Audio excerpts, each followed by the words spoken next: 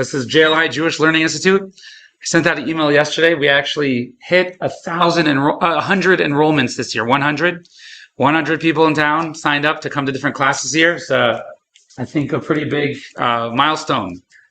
Throughout the year, from now to the last year, this is our fourth course.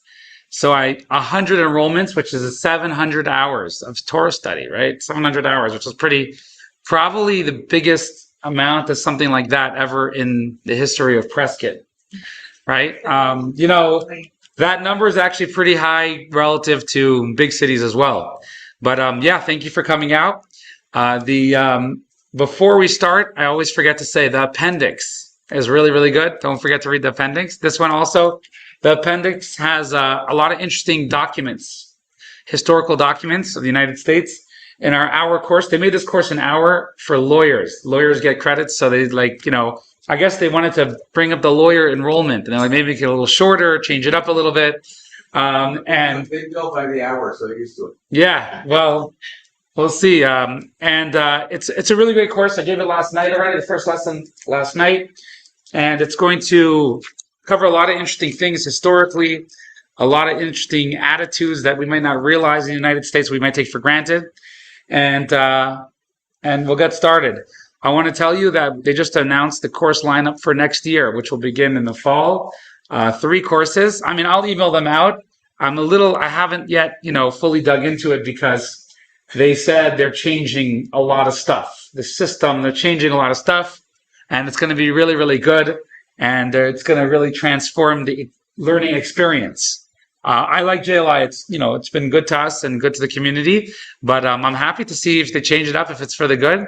The 3 courses they gave, one of them is a Kabbalah course. This will be our 3rd Kabbalah course we've given over the last few years, but it's a totally different subject. It's kind of like the Kabbalah of many different things, Kabbalah of colors, relationships, business, the background Kabbalah of things. So it's going to be really interesting. I don't have the course yet. I won't have to the fall. The 2nd course next week is going to be one centered on Israel. What they said is there's a lot of courses about understanding Israel and understanding the policies, but this one is about the need for Israel. In other words, the biblical need and the spiritual need for Jewish people to have a homeland called Israel and not a homeland elsewhere. So that's going to be the 2nd course. And the 3rd one is the only one I remember the title to. It's called Chew on This. And it's about food. Probably will have a lot of the history of the origin of Jewish foods. Probably sections about the significance of kosher and the significance of the Jewish relationship to food. That'll be next year. Okay, well, let's get started. So Sinai and Civics, the Jewish ethics that shaped America's founding. Today is called The Foundations of the Covenant. That's what today's lesson is called. It's going to be a really interesting lesson, and I hope you enjoy. So let's go back to when the first Jews came to the United States. Anyone know where that was? When that was? It was in 1654. So let's go through the history. Some of you guys joined me last year. We went to a course called Colorful Profiles in Jewish History. So you may remember.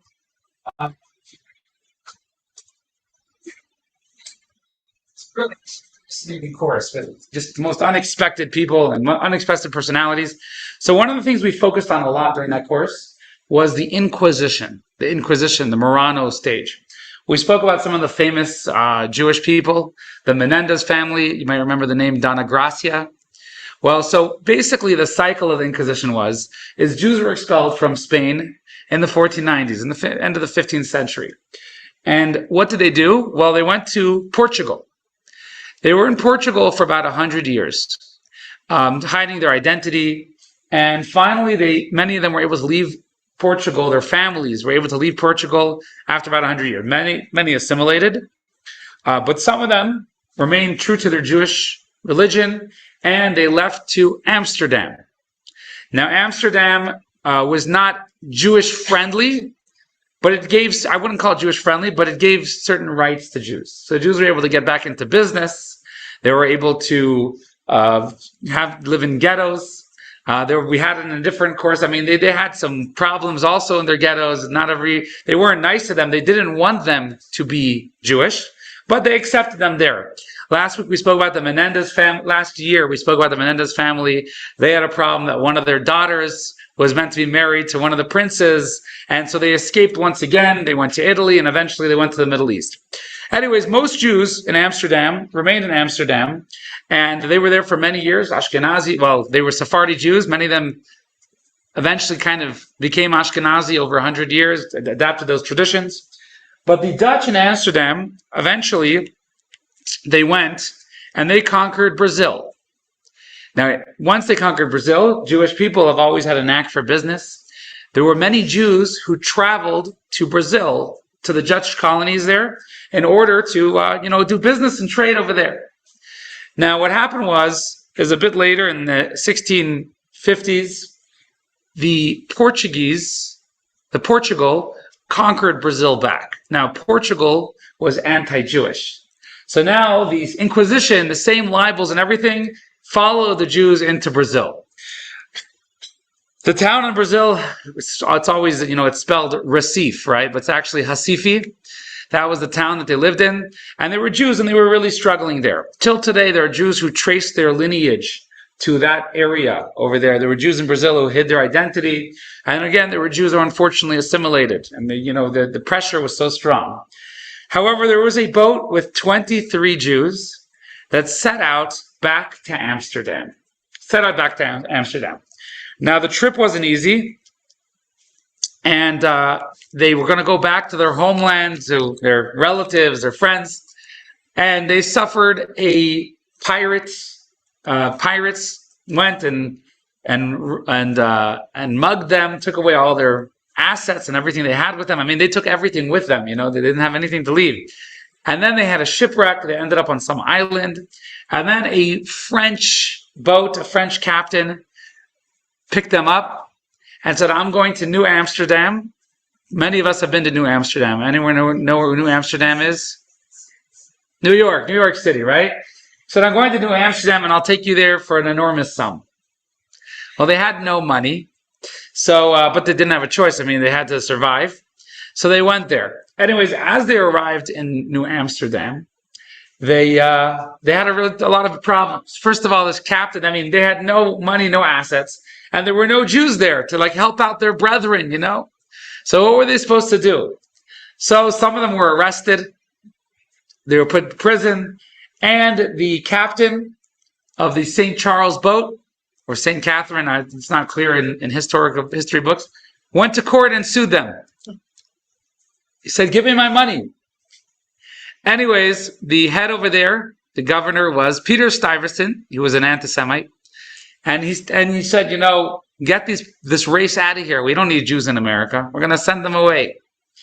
So what happened was he petitioned so he was the director general. He petitioned to the Dutch West India Company, which was in charge of managing New Amsterdam at that time. He said, send this deceitful race back to Old Amsterdam. We don't need them here. Get them out of here. So back in Old Amsterdam, Jews heard about this, and the Dutch West India Company said, we have a lot of investors who are Jewish in our company. There's a lot of investors that are Jewish. So those Jews petitioned, and they said, no, let the Jews stay there. We'll take care of them. We'll pay their bill, and let them stay there. So Peter Stuyvesant, against his will, had no choice but to leave them and allow them to live there. He put a lot of different regulations on them. It wasn't easy to be a Jew at that time. No synagogues allowed. Very limited businesses you could go into.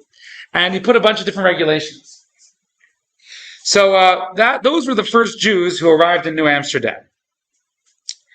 Now, originally they weren't granted equal rights, but after a while, some of them picked up and they were helpful in building the economy, and they actually built the first synagogue, Shearith Israel. Shearith Israel is still the oldest synagogue in America. It is still there till today. It's a big synagogue over there, a Sephardi synagogue in New York City. They were Sephardim, a big Sephardi synagogue, and it's still there till today. And those were the first Jews in 1654. Now, what was interesting is at first it was very begrudging to let them go there. Actually, in 1655, Abraham de Lucina came from Amsterdam with a Torah. That was the first Torah in America. And it was a very joyous occasion. There were a few years they didn't have a ritual slaughter, so nobody ate meat. Nobody ate meat. They kept kosher. They didn't eat meat. They ate fish and cheese and dairy, but they couldn't eat kosher meat. Eventually it grew into getting rights, equal rights. Now, this is very interesting in the history of America.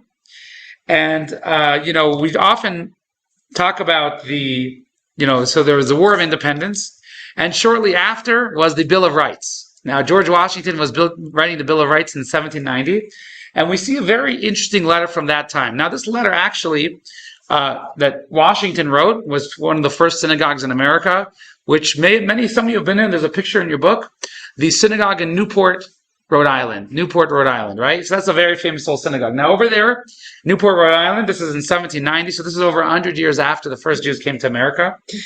There was one of the leaders there. His name was Moses Seixas, and he was the warden of the congregation. He wrote a letter to Washington, suggesting how Jews should be treated. And this is the response of President George Washington. Text 1 we can read on page 3. So for those of you who haven't been here before, we read the texts out loud. If you want, we go around and everyone can read a different text. We don't always have enough for everyone. Sometimes everyone's got to read it twice. If you don't want to read, you could just say pass. It's really not a big deal. But we're going to start with text 1 on page 3. And this is from George Washington. If you want to read, would you like to start over here and read text 1 on page 3? The citizens states that. Yeah. Citizens states.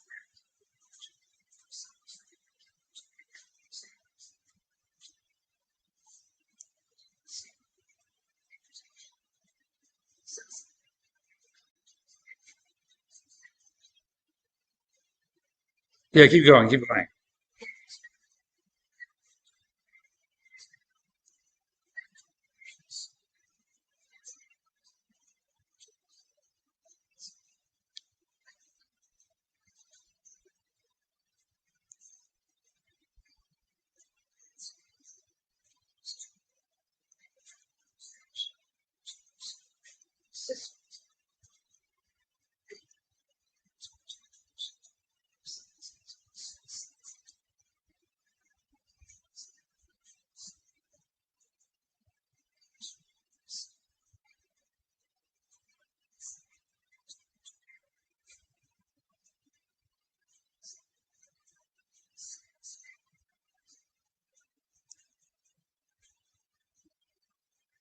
So this is a really pivotal letter in American history. It's actually been brought in court.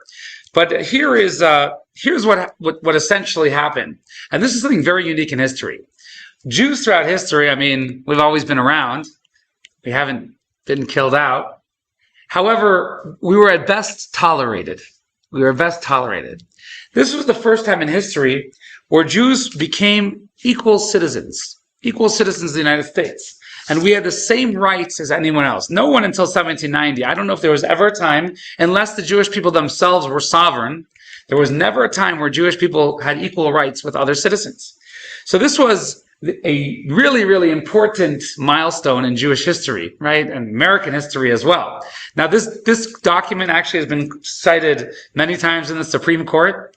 No, to bigotry, no sanction. To persecution, no assistance. The fact that as long as you're living and you're abiding by the laws of the country and you are giving as a citizen to the country, you can be whatever religion you want.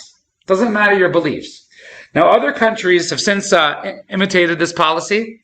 There are other countries in Europe and everywhere. However, we still see a far larger Jewish community in the United States as a result of this starting so early.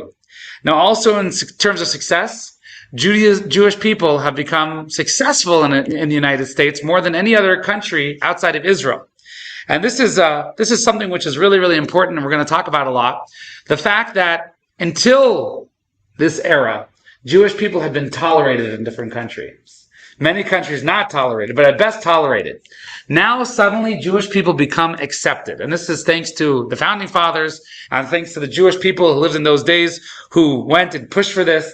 And thank God we've seen the blessing that he gives. May the children of the stock of Abraham who dwell in this land continue to merit and enjoy the goodwill of the other inhabitants, while everyone shall sit in safety under his own vine and fig tree. We've certainly seen wonderful fruit in the United States as a result of this. It's definitely built our homeland in Israel, and it's definitely affected the Jewish presence in many, many other countries. All the Western countries and many modern countries have accepted Jewish people to have equal rights and be regular citizens. I want to just not take it for granted, take a moment and not take it for granted.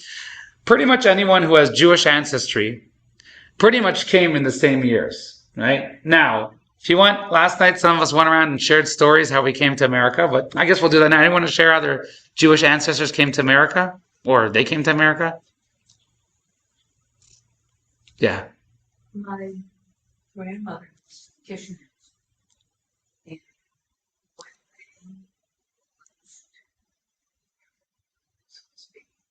her sisters went to Brazil. She yeah.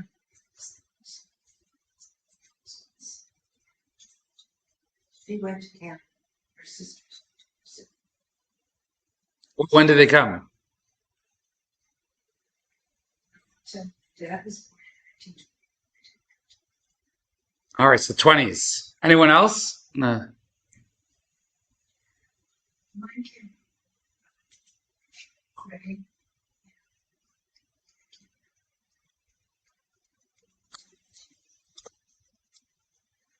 1904. Okay, that's pretty good. Yeah. My family, so 1900s. Turn of the century. Okay, well, if we look historically, most Jews came to America between the years 1880 and probably, I think the largest amount came before the 30s, but then a large amount came after World War II, a large amount after World War I. Now, here's what they all pretty much have in common. What they all pretty much have in common is they were leaving persecution. Nobody moved to America because they were like, oh, let's try something different. Let's retire somewhere else. Let's try something different. We'll get better bang for our buck or whatever it is. The lifestyle is slower in America or faster. Almost everybody came to America because they were pogroms and they were being persecuted in Middle Eastern countries, in Russian, European countries, Asian countries, South America. They were being persecuted. That's why Jews came to America. Jews after the Holocaust, many went back to Poland, and it wasn't the same as before. It was really, really rough. There are Jews who stayed in Europe till today, but many, many came and left to America. Now, this is a very big reflection. None of them came because they had a lot of money. In fact, Jews were heavily hesitant to come to America. I can almost guarantee that all our ancestors which came to America in the turn of the century were extremely hesitant to do it. We're going to come. You know how many Jews were assimilating? They were coming. They had not a penny to their name. They came to America, not a penny to their name. The problem was if they stayed in Ukraine or Poland, there was also poverty and there was terrible persecution, pogroms, all sorts of different things. This leads us to special gratitude to America, that America really became a safe haven for millions of Jews. It really became a safe haven for millions of Jews. Now, again and again, and we look throughout history, still till today, there are people who come to America as a safe haven because they are able to, when they come here, they're able to be regular citizens, but they're literally able to be saved. They're literally able to survive. This is why Jews, for many years, many rabbis, the famous Lubavitcher Rebbe, he called America the Malchus Shel Chesed, the kingdom of kindness. Kingdom of kindness, because where all other countries Jews went, they were usually, if they were refugees, they were piled into some ghetto or to some difficult conditions. And America, they were able to come and they were able to not only embrace their religion, but they were able to become successful in any way they'd like. So now we'll look at exercise 1.1. Why do you think Jews have flourished in the United States of America more than any other country in the diaspora? Anyone want to hack at that? Not a trick question. There's many reasons. Yeah. Jews are smart, motivation, that's true. Anyone else? Opportunity. So there was freedom of opportunity. You could try different things, right? America offered unprecedented freedoms. Okay, so that's number one. Let's see what unprecedented freedoms. Anyone else? Want to take a shot or anything else? Bill of Rights. Well, I'll tell you something interesting. Anyone here been to Dubai? Anyone here been to Dubai? Oh, you're missing out. Okay. So Dubai is one of the hottest vacation spots in the world, right? And it's has the fanciest hotels, has the fanciest everything, the fanciest ice creams. You can literally have gold flakes in whatever you eat, right? It's a really, really wealthy, fancy place. Thank God there's many Jews who are prospering there as well. And, it's a really, really a new era in the world. However, a couple years ago, I was in New York and I was taking a Uber.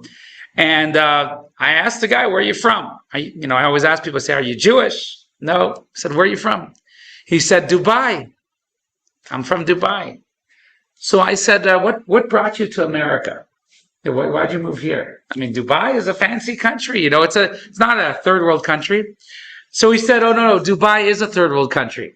He said, Dubai is merit based. If you're not born in the right family or in the right circumstances, you can't go to school and college. He's like, my family, we're the lower class. We clean hotels. And you're pretty much stuck in those professions. You can grow, you can live, you can have a happy family, but you can't become wealthy. You can't make your life that much better no matter how hard you work. Unless you're born in the right family. He said, if you come from America to Dubai, you can get this job, that opportunity. But me, born in Dubai, and my family, we're peasants. He said, here I come. I got a job in Uber. I start going to school at night. I can invest money somewhere. I can buy a house. I can grow assets. I'm not stuck in any position. So America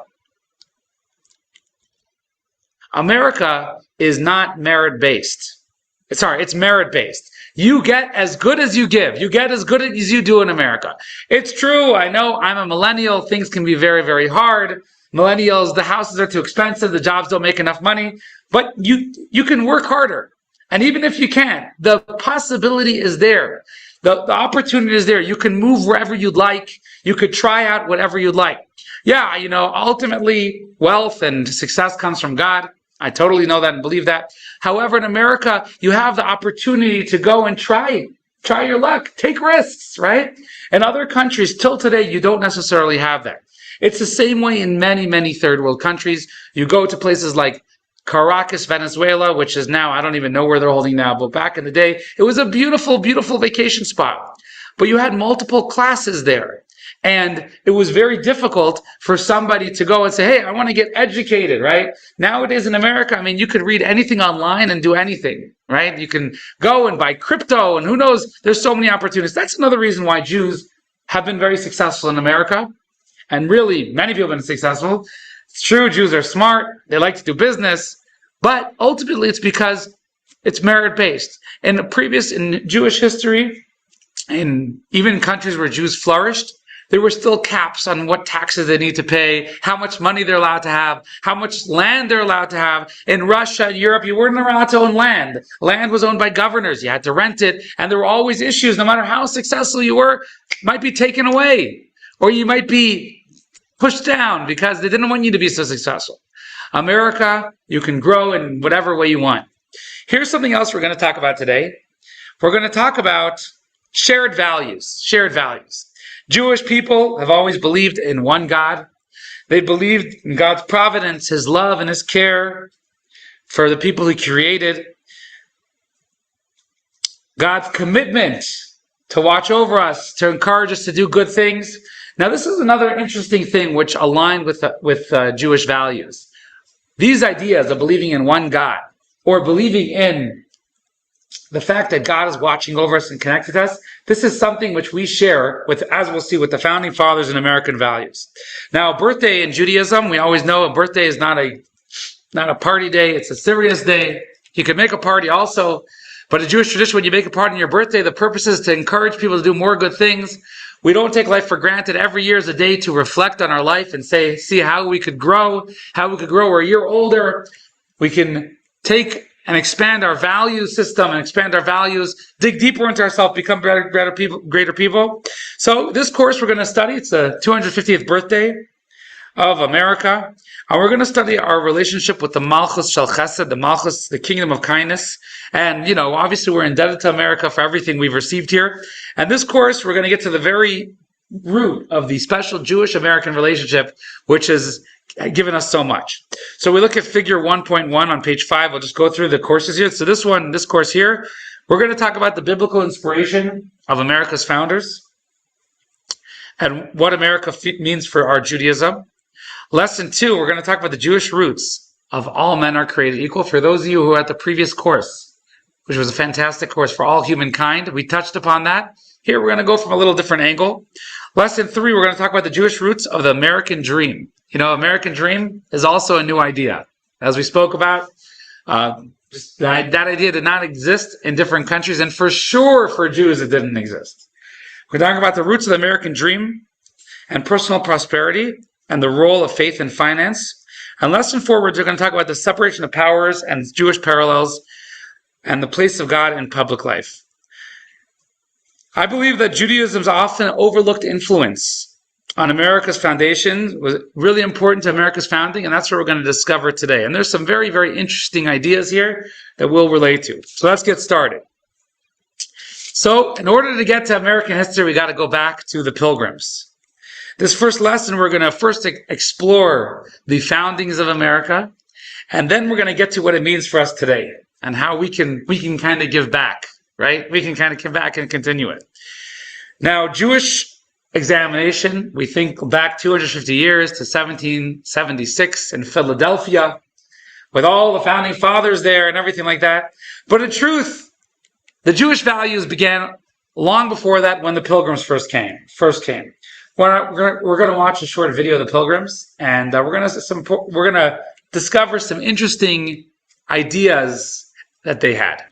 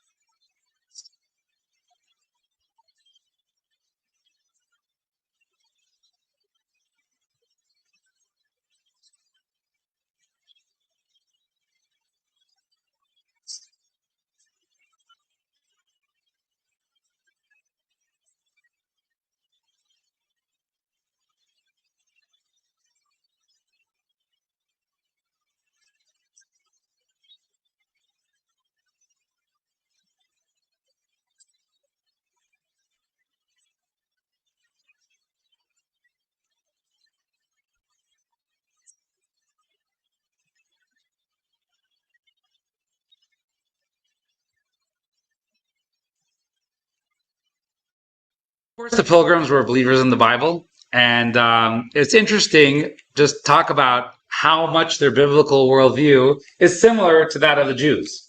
First and foremost, Jewish people, we believe that nothing is by chance, nothing is by coincidence. There's no such thing as a coincidence. In fact, what is a coincidence? A coincidence is something that's kind of out of your control. That's what a coincidence is. Now, we believe the things are oftentimes out of our control, but they're always in God's control. And this is the belief in divine providence. Divine providence in Hebrew is actually translated Hashgacha Pratit. Now, what is Hashgacha Pratis? Hashgacha Pratit is a Jewish belief that God is watching over everything. He's involved in everything. He's got stakes in everything. There's no detail in the world that God is not watching over. When something happens to you, it doesn't merely happen. It happens for you by God. And it's a step by God. They looked at their setbacks, tests of faith. They looked at their successes, gifts from God. And this is a very, very strong belief, Hashgacha Pratis. The Pilgrims believed that, they had religious values, and this, believing God is with them on when bad things happen, it's a test of faith. Whenever God's salvation, they give thanksgiving, and that's, of course, how Thanksgiving came about, right? Thanksgiving came about. Now, we know that Thanksgiving was somewhat of a harvest festival. Their first crop was successful, and it was just like the Bible, right? Jewish people were very into our harvest festival. In fact, they coincide with our major holidays. Furthermore, something else that's a similar value is, as Jewish people, we believe that the Torah is not just a story that happened in the past, but in fact, it's repeating itself, and it's the guidebook. The stories of leaving Egypt are not just a story that happened many, many years ago, but in fact, in our lives, we are constantly in this trip out of Egypt, fighting against Pharaoh, leaving Egypt and going to be free to serve God. They similarly believe that. I mean, we just read the text, which he just read online on the video. So the text is found on page 6, text 2. This is a text of William Bradford of the Plymouth Plantation. And now when one reads it, they can see that this is actually the story of King David. Now, King David lived about 500 years after the exodus of Egypt, a little bit less, 450 years. And King David writes a story of the Jews leaving Egypt 450 years later. That is because King David understood that he, as a human being on this world, has the idea of Egypt in his life, and we have to leave just like the Jews left. We all experience this in Jewish law. We actually talk about leaving Egypt in prayer every day. A Jew is supposed to talk about leaving Egypt every day. And it's in our prayer many, many times a day. Furthermore, of course, Passover, we make a big deal and we focus on it. The Seder, we say, this isn't a story that happened a long time ago. B'chol dor v'dor, this is something that we're experiencing now. God is with us and he's taking us out of Egypt now. And this is the similar attitude the Pilgrims had. Now we find that the founding fathers, and you can actually see the seal over here on page 7. That's why, they said rebellion to tyrants is obedience to God. Now, who were they referring to? They were referring to the King of England, right? However, who were they alluding to? They were alluding to Pharaoh. And that's why in their picture here, if you look closely, you see there's Moses and the Jewish people and the Egyptians being drowned at the splitting of the sea. Now, this was their proposal. Ultimately, the seal is the one with the eagle on it, right?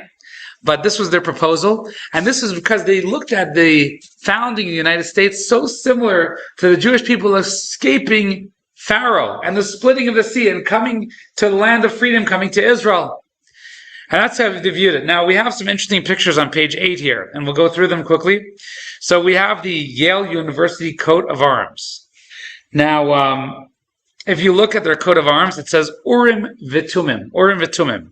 Anyone know what the Urim V'Tumim are? Urim V'Tumim? So Urim V'Tumim, it says it in Hebrew, Urim V'Tumim. It literally means light and truth. But we know what is the Urim V'Tumim. So in the biblical story, actually in Jewish history, until the destruction of the first temple, which we still mourn today, which happened about 450 years ago, about 2,400 years ago, 2,400 years ago, the destruction of the first temple. Until then, the high priest would wear what's called the choshen. It's the breastplate, and it has the 12 stones on it, and it has all the letters engraved in it. Now, one of the interesting things inside, the Torah tells us, was like this gold plate with God's name on it, which was called the Urim V'Tumim. Now, when that plate was in there, in the second temple, it was not in there. But when it was in there, the Jewish people would be able to find out certain questions. If they needed to know certain major decisions, they would ask the high priest. They had a whole system of doing it. And the stones would light up when they'd ask them, and he would suddenly get the answer from God. And that was when the Urim V'Tumim was there. So that's the Urim V'Tumim, and that's in the Yale University coat of arms. It's in Hebrew here. They kind of wrote it funny. It's not great formation of Hebrew letters, but they did their best. We of course have the Liberty Bell. Now the Liberty Bell was said to have rung on July 4th, 1776, to mark the signing of the Declaration of Independence. Now on it says a verse from Leviticus, proclaim liberty throughout all the land unto all the inhabitants thereof. Now in biblical times, Jewish slaves would always go free at the Jubilee year.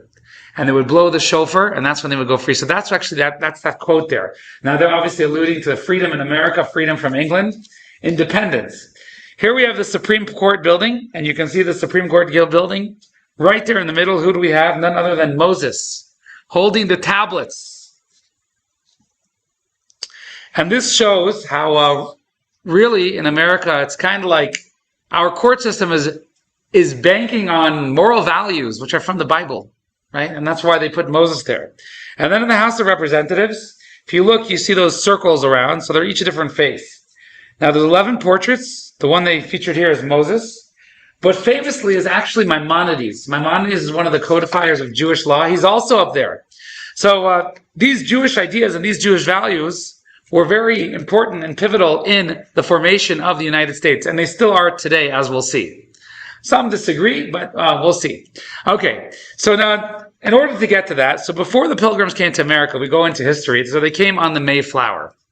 Now, there's a very interesting point of history on the Mayflower, and it's actually at the core of the founding of America that happened on the Mayflower on the way here. So we're gonna point it out. Now, I want to mention yesterday that some people said, well, what about the purity? I mean, they came, they wiped out some Indians and everything like that. Throughout history, there's always been good sides and bad sides and everything like that. And as we'll see, it's our job. We're always correcting things. So we always got to learn from the good and learn from the bad, right? And emulate and keep the good snowballing and keep the bad. I mean, thank God in America, we've wiped out slavery. We've done a lot of things like that. It's hard to judge people because a lot of times we think, well, if I was living in that time, I would have said this. But history proves different. Kind of minds think like the surroundings around them. That's just the way it is. So here we have what's called the Mayflower Covenant. The people of the Mayflower, the 41 males, they sat down before they came to the United States, and they said, we're going to make a covenant together. Now, we're going to read from this covenant. I want to apologize for all the spelling mistakes. Clearly, they didn't have spell check back then. But really, it was because Old English had different spelling. Okay, so if we could read text 3 on page 11. In the name of God, amen. We, whose names are underwritten, do by these presents, solemnly and mutually in the presence of God and one another, covenant and commit ourselves together into a civil and politic, better order and preservation, and furtherance of the ends aforesaid, and institute and such ordinances, institutions, and officers.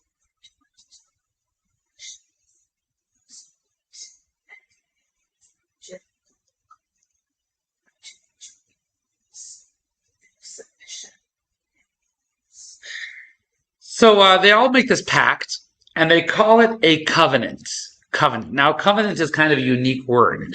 And we're going to talk about the idea of a covenant right now, and it's going to be actually very fascinating. If you could read text 4, it's a long one. This is from Rabbi Lord Jonathan Sachs. For those of you who had the previous course, we talked so much about the 7 Noahide laws from him. Forming a society. Covenant is one of the 3 types of system. Politics comes into being in one of 3 ways: conquest, slow growth and development, formal conscious decision. The first tends to produce a hierarchical society, the second an organic one, and the third society as covenant. Conquest leads to hierarchy of society. This is a ruler, a court, an administrative and priestly elite, and beneath them the great mass of the people. The key biblical example is the Egypt of the pharaohs. In hierarchy, power is structured as a pyramid. It's not accidental. The of Egypt survive as symbols of that empire. More modern examples include Napoleonic France and 13th century Russia. The second kind of society, one that emerges from long custom and habituation, is usually called organic. Organic society, things are there because they always were. Origins tend to be lost in the midst of the mists of time. Organic societies have customs, rituals, uniforms, and ceremonies that cast the aura of antiquity and inevitability in the present. Power is less than that pyramids that center those who build cultivate some friend.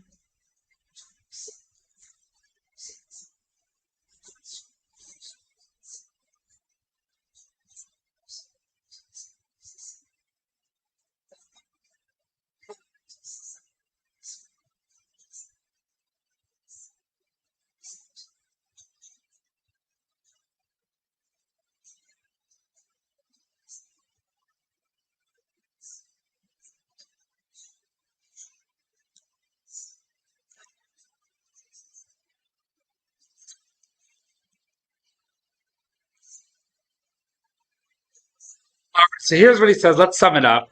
We look throughout history. Governments and countries are usually formed in one of three ways. First way is you have violent conquest. You have a guy, he fires up like Napoleon fires a bunch of people and says, we're going to go conquer this. It's going to be better. We're going to be the higher class. It's going to be violent, but we're going to win. We're going to overpower. That's how many countries like France, for example, that's how they began and that's how they grew over time. Then you have organic society. Organic societies, you have a group of people living together. They share common values. And then at a certain point, they say, we're going to end up killing each other if we, because, when things grow, suddenly there's disputes and everything like that. So they put together perhaps a monarchy. They find the right person, maybe the wise people, and they say, okay, you guys run the show. You guys run the show. Then there's a third way. Third way is covenantal society. Covenantal society is a group of people who say, let's form values, and then based on the values, we will create a society. So let's talk about the difference between 2 and 3. 2 is an organic society. So let's say this is most common. You have people, they start a business. A bunch of people join a business, and they're all doing really well. The business is growing. And then they say, oh boy, we got to make bylaws. We got to get organized. We had to hire an accountant. Maybe they even hire a CEO from somewhere and they say, okay, let's get organized here. Who does what? Because this is not going to work because, we're becoming bigger. We're going to step on each other's toes. That's how certain countries like England function. They were common people and they were living culturally, doing the same stuff, trying to live amongst each other. Then you have what's called a covenantal society. Covenantal society would be like you have people together and they form values and they say, we're going to take these values and then with these values, we are going to create a nation. We're going to hire a government to go and enforce these values to make sure these values are upkept. So what starts? The country or the values? On the Mayflower, what they did is they said, we're going to create our values first. We're going to make sure we have common values before we start a country. Instead of the values serving our country is going to serve the values. It's going to be much more altruistic. Now we find something very, very similar, the idea of a covenant, and we'll take it a step further. So number one, covenantal society is value-based. It's value-based, solely value-based. After the values follows the country. Now the Pilgrims got this notion from the covenant in the Torah. Now in the Torah, there are many, many covenants. The first covenant is with Noah, covenant with Abraham and the different forefathers. However, the most important to the Jewish people is the covenant at Sinai, the covenant of the Torah. So now let me just give you the background. We all know that the Jewish people received the Torah at Sinai 3,338 years ago. Now, at Sinai, there were a couple unique things that happened. Number one, we heard the Ten Commandments. Now, the Jewish people there famously heard God's voice. To date, that is the only time that more than one person at a time heard God's voice. What did they hear God say? They heard God tell Moses, come up the mountain. Now, that's a really, really important moment in Judaism, because at that moment, millions of people heard God's voice at the same time. Every other time someone heard God's voice, it was one person. Now, when one person hears God's voice, you can't really prove or disprove it, right? But millions of people heard God talking to Moses at the same time. They said, boy, whatever Moses is saying must be real, because we cannot doubt it. We heard God speaking to him. Anyways, they go, they get the Ten Commandments. The Ten Commandments are ultimately spoken through Moses. But God makes a covenant with the Jewish people before he gives the Torah. Now we're going to read this covenant on text 5, page 13. God said,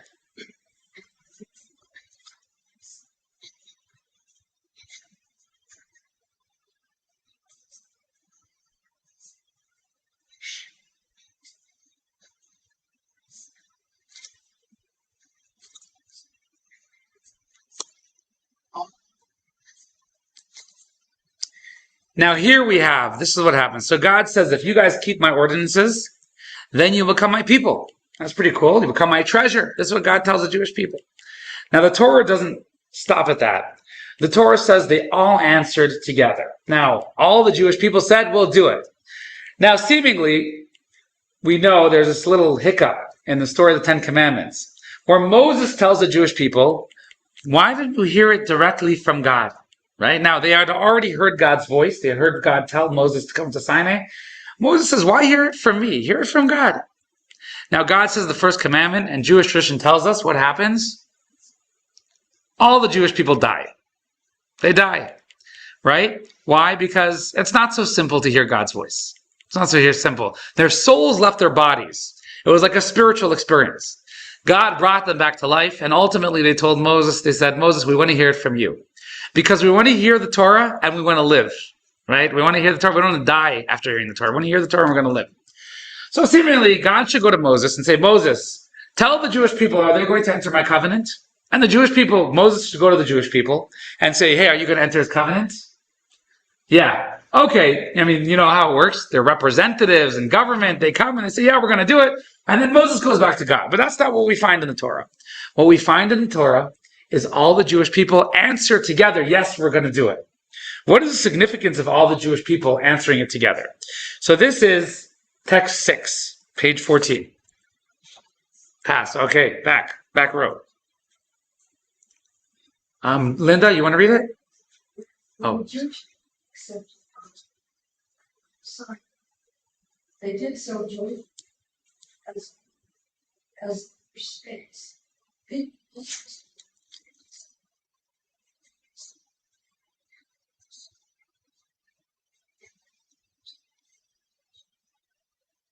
All right. So here's what the Midrash says. Something really interesting. It wasn't enough for them to generally accept it. Every individual had to accept it. We're part of the covenant. Furthermore, we're part of the covenant with each other. This isn't between me and God. This is between me and God and me and my fellow Jewish people. From this, actually, there's a Jewish law, Kol Yisrael Arivim Zelazeh. Jewish people are halachically guarantors to each other. That's why Jewish people got to help each other. They're responsible for each other. This is the idea of a covenant. The covenant, when a covenant forges society, not only are people deciding to keep the same values, but they're also responsible to each other, to help each other do it, to help each other. And this is how this is how the United States began, when the Mayflower Covenant, and we'll see soon. Now, they saw themselves as emulating the Torah and the Jewish people in the New World. Now, here we'll continue text 7 on page 15 about covenantal politics.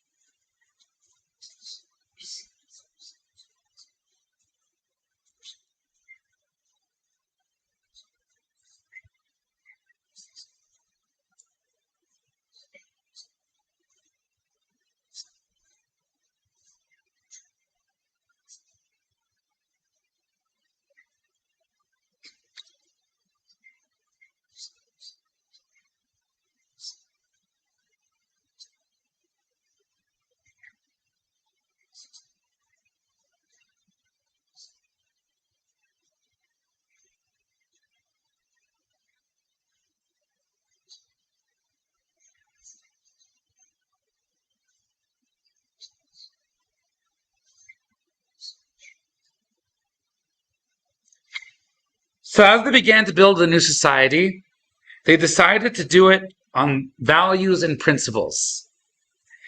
And all 41 males signed this, and they said, this is how we're going to live together. Only after that did they decide they could create a state. So in other words, they created values that they're going to sign a pact in. And then they said, okay, we're going to create a state as the vehicle that we can live together and execute these ideals. Now, this covenantal model was not just the Pilgrims, but in fact, it is actually the origin of the Declaration of Independence in 1776. That's also a covenantal document. Now, what's interesting about a covenant is not a one-time thing. You know, one of the most famous covenants that males do in Judaism is the circumcision when they're born. Circumcision. Circumcision is a covenant pact between the Jew and God, right? Now, in the story of King David, there's an amazing story where King David was once in the bathhouse. And someone saw him in the bathhouse. They said, oh, he's down. He said, yeah, I'm down. I'm sad. He said, why? Well, in Jewish law, you're not allowed to study Torah, and you're not allowed to pray, you're not allowed to think and do holy things in a bathhouse when you're naked.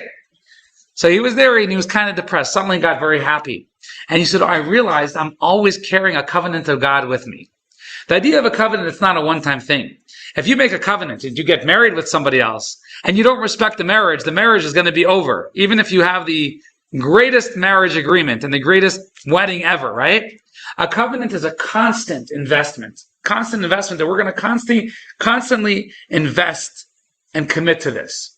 Now, don't worry, women also, in the Talmud it says women don't need to be circumcised because they're all born circumcised, right? So everyone has these covenants with God. But similarly, the Declaration of Independence wasn't just a one-time celebration.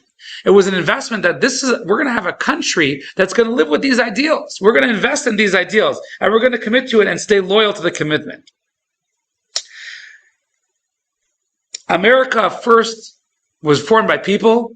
They first formed a society, and then they said, okay, we're going to have a government which forms this society.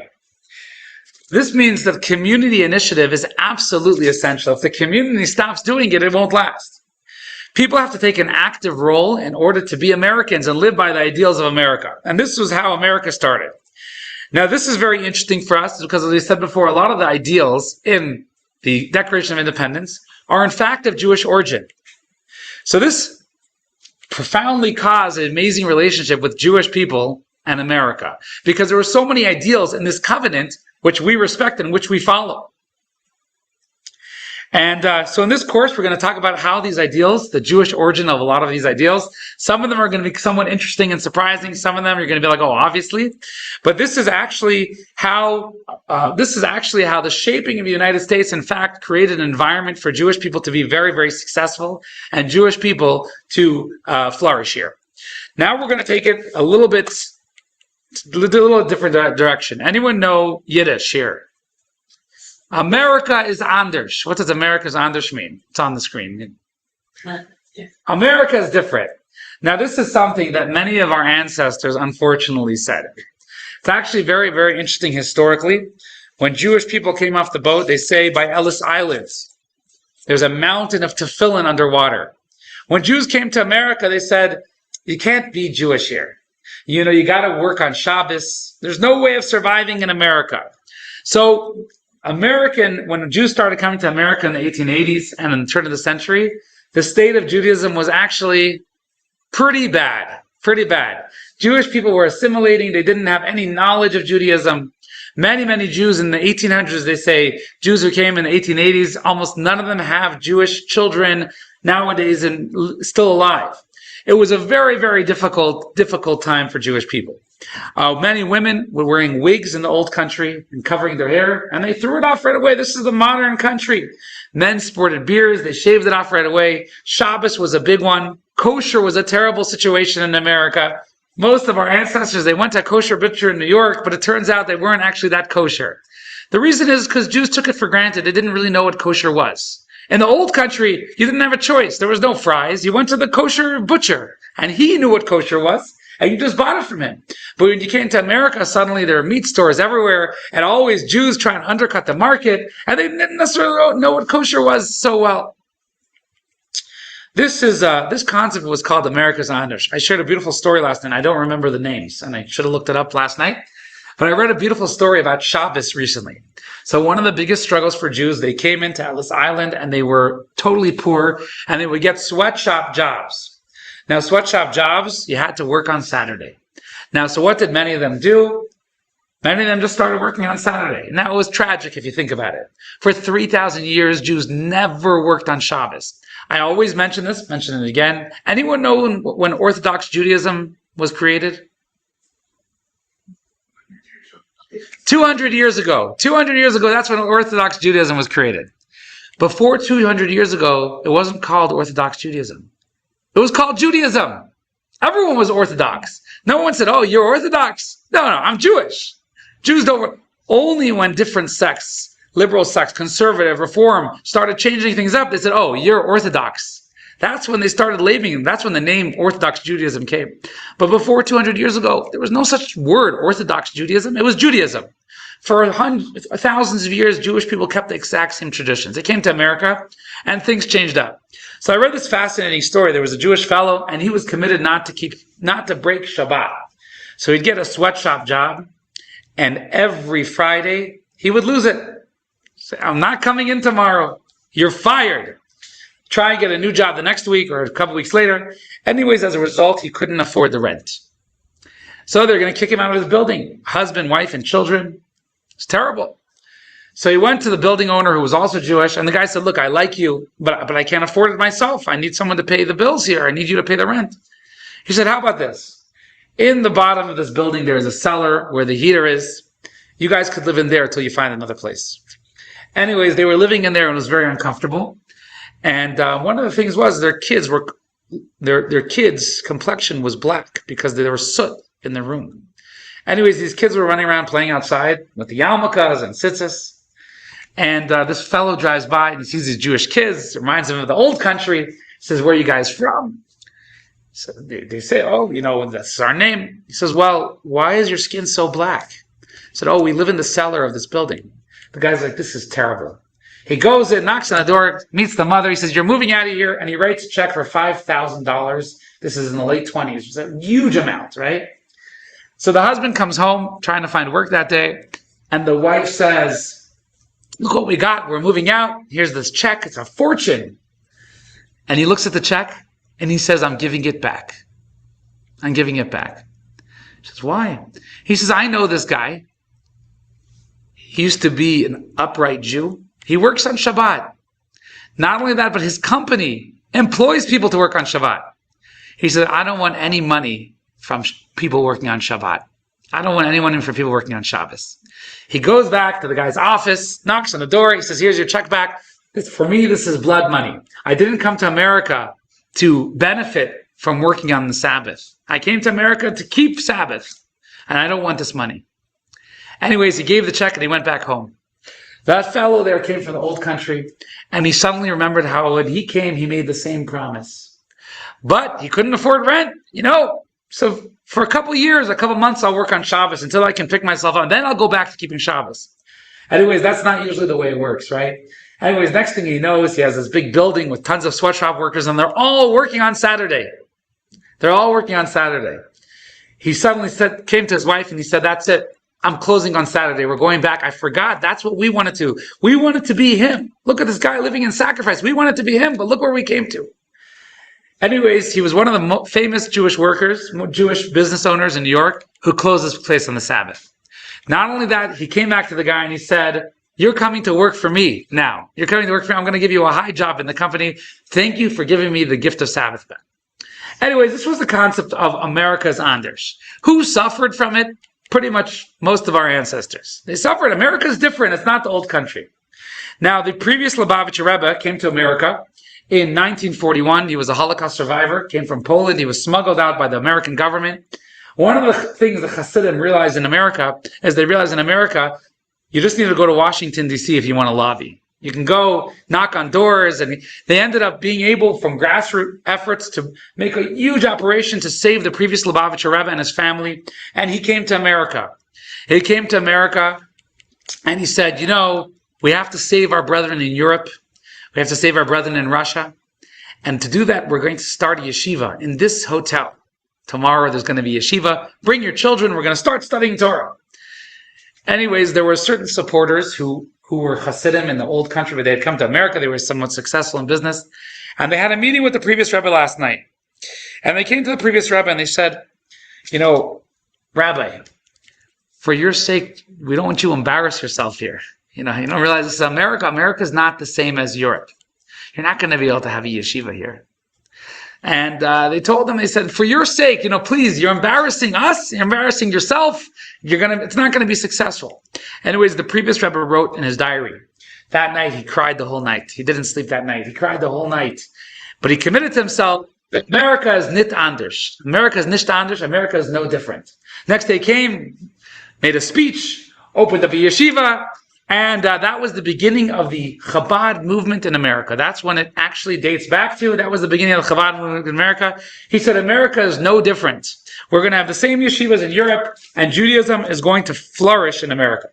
Now, if you look at the previous Rebbe's writings, we see that the previous Rebbe, he viewed America not only as a safe haven for Jews, but actually as a rare opportunity, one of the first opportunities in history for Jewish people to really flourish. And he spoke to people, he said, no reason to be embarrassed of your Judaism. This is the place where it's going to flourish. This is the place where it's going to grow. You can do it here. In the old country, on the contrary, it was worse there. Now, this place, it's going to be even better. Now we're many years later, history has proven that he was right. Judaism can flourish here. Some of us are just getting on the bandwagon. Some of us have been on the bandwagon for a long time. But America is a place where we can embrace mitzvahs and Torah and mitzvahs and be proud. Now he viewed that in America you have individualism, democracy, freedom, and America is in fact a place that can boost Jewish life, boost Judaism. Now, the Lubavitcher Rebbe took it a step further.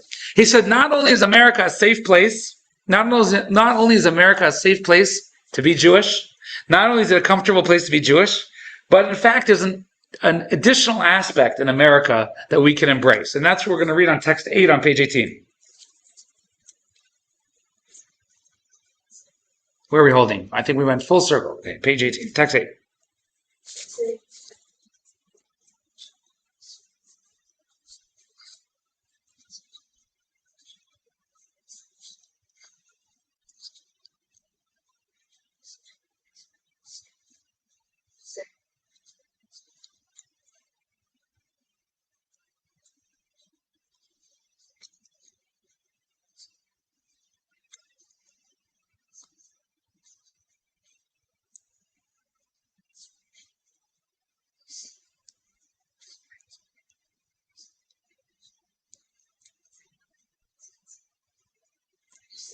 Tzitzit.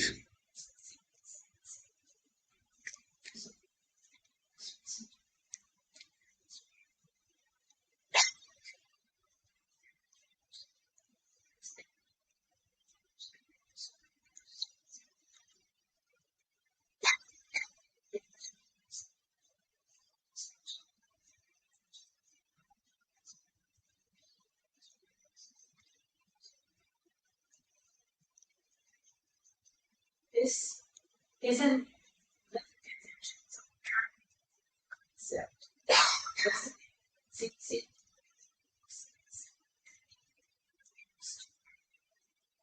Since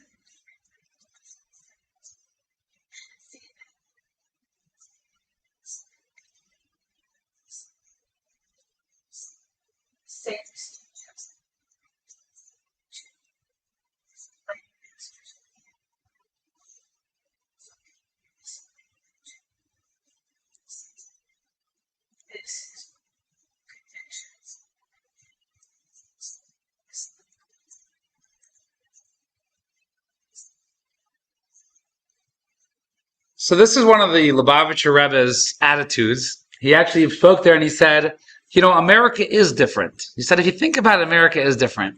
Now, one of the big culture shocks for Europeans when they came to America was in America, everything had a headline. Newspapers were printed everywhere. Everything had headlines and slogans and all sorts of things, and the advertisement was just wild. And this is documented in New York and everything like that. There were signs everywhere.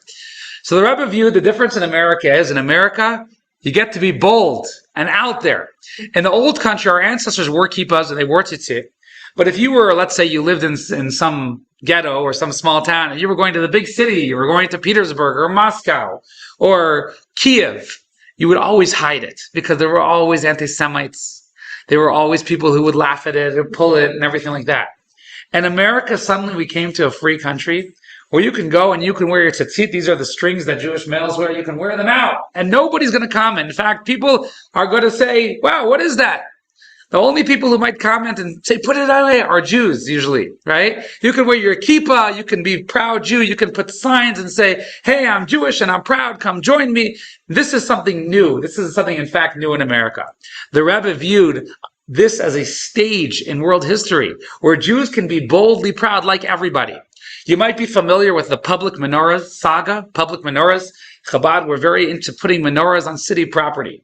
Now, in fact, the first menorah in the 60s was put up, sponsored by Bill Graham in San Francisco Union Square. The second one was put up in Ohio, and it was actually brought to court and went all the way up to Supreme Court. Now, in Supreme Court, it was fought, believe it or not, by Jews against the rabbi over there. And they said, you can't do this. We're gonna make anti-Semitism here. And the Rebbe was, in fact, behind the fight in Supreme Court. He said, if we lose this fight, that will be like giving a message that Jews cannot be proud and bold as Jews. He says that when we put the menorah out in the city streets, on state and county property, which is legal, that was the whole fight, if it's legal or not. He said this is a message that in America, we encourage you to be proud of your religion. We're proud of your religion. You can go and be proud and happy of it. He said if these menorahs are not allowed out, that's like a message like you got to keep your religion private. But in America, nothing's private nowadays. I promise AI knows everything about you, right? Microsoft knows everything about you. Elon Musk for sure.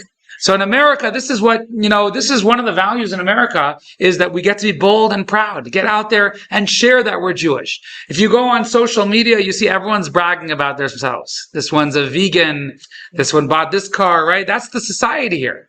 So the Rebbe said we got to use that trend in society to advance our Judaism. That's what we got to do. Use it to advance goodness. When you see people advancing foolish things, at least you got to say, hey, let me use that same vehicle to advance goodness.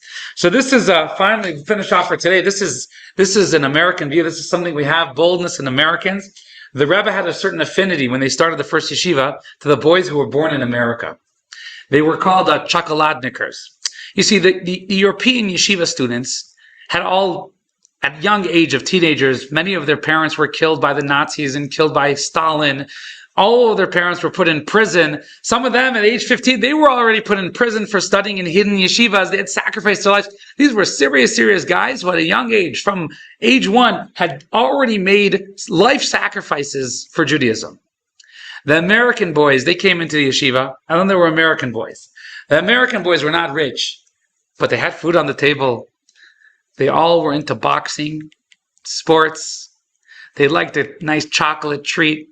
The old Russian students, I mean, they were the same age, but they couldn't dream of chocolate.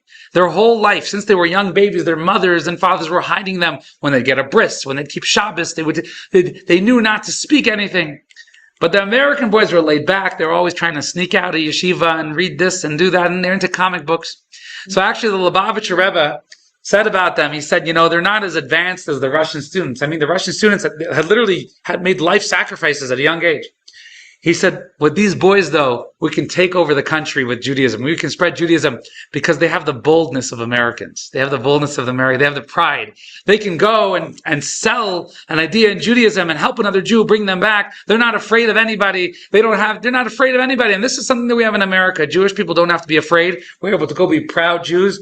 Most of the time when we don't want to be, it's in our heads. All right, we're going to finish off with 4 words today. First of all, gratitude. Jews definitely need to have gratitude to America. America has shown the Jewish nation unprecedented kindness. Of course, there's been a lot of anti-Semitism in America. We have the story of Ulysses Grant, right? Kicking Jewish people out of his territory, and then Abraham Lincoln brought them back. There's been anti-Semitism in America, and there still is today. But overall, in America, Jewish people have been free to go and fight In the times that originally Jewish people weren't allowed in the military, but now many military heroes are Jews. And in fact, we had someone speak here, the first veteran society was a Jewish one. Pride. The founders of America drew inspiration from the Torah. Of course, they're mainly a different religion, but they drew from our Torah. So there's so many values that we share with American values. Responsibility. We spoke about how America is a covenantal society. America is the kingdom of kindness, and that's why we always need to forward the kindness and remember where we are and how we can be a part of it. America is not a country which runs automatically. It's created by the citizens, for the citizens, based on the actions of the citizens. So we always got to ask ourselves, what can I do to help the people around me? And be part of this vision, part of these values. And finally, opportunity. As we spoke, we said America not only was a safe haven for Jewish people, but in fact, Jewish people had the opportunity to grow up and be bold and create more Jewish opportunities and advance Jewish flourishing and success in this country.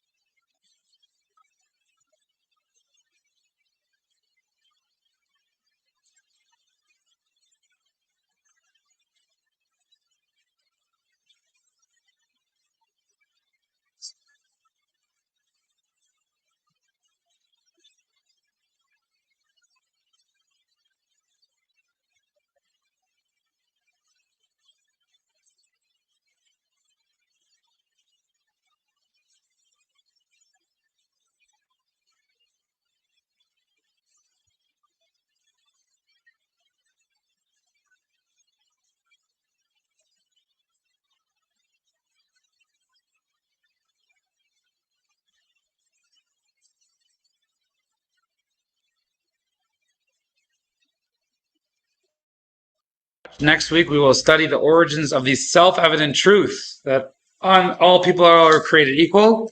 It's actually not so self-evident, turns out, and has a very interesting history. We're going to study that next week. Hope to see you next week. Any questions? Comments? Dismissed,